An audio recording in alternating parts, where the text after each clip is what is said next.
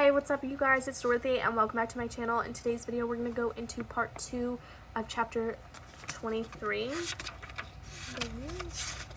Of 23 of Marked by PC Cast and Kristen Cast. So let's get right into this video. This video may contain sensitive topics and foul language. If you do not wish to continue, I suggest you click off the video now.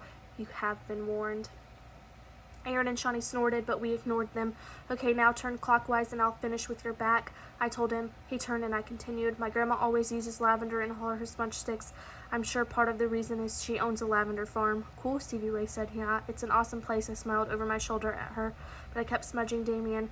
The other part of the reason she uses lavender is because it is able to restore balance and create a peaceful atmosphere. It also draws loving energy and positive spirits.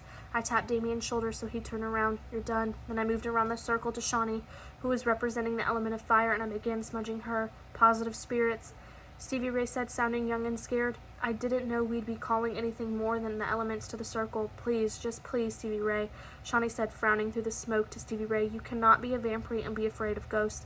Nope, it doesn't even sound right, Aaron said. I glanced across the circle at Stevie Ray and our eyes met briefly.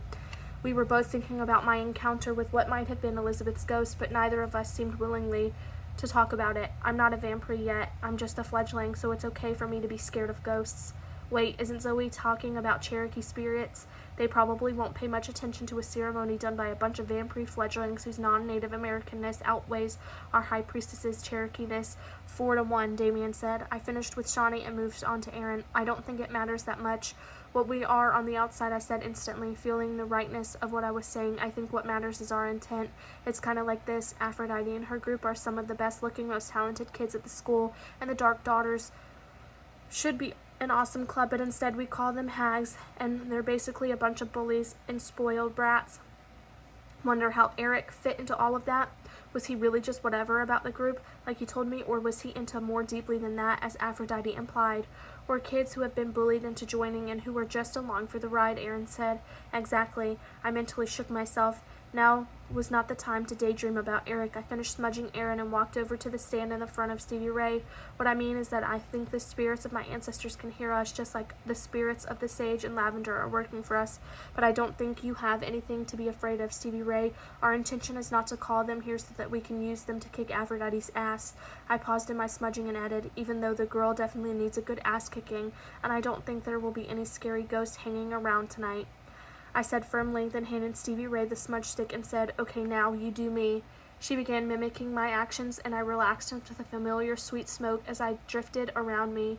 We're not going to ask them to help us kick her ass. Shawnee definitely sounded disappointed. Nope. We're purifying ourselves that we can ask for Nyx's guidance. I don't want to beat Aphrodite up. I remembered how good it felt to toss her away from me and tell her off. Well, okay, I might enjoy it, but the truth is that doesn't solve the problem of the Dark Daughters.